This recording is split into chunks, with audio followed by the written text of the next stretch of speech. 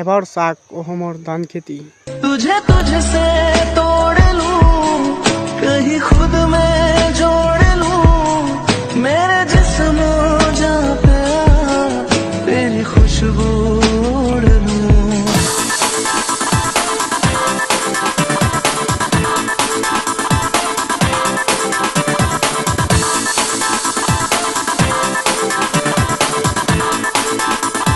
অসম এখন কৃষি প্ৰধান দেশ। বিশেষকৈ আমাৰ অসমত বেছিভাগ ধান খেতি কৰা হয় আৰু মৰাপাটৰ খেতিও কৰা হয়, বেছিভাগ ধান খেতি কৰা হয়।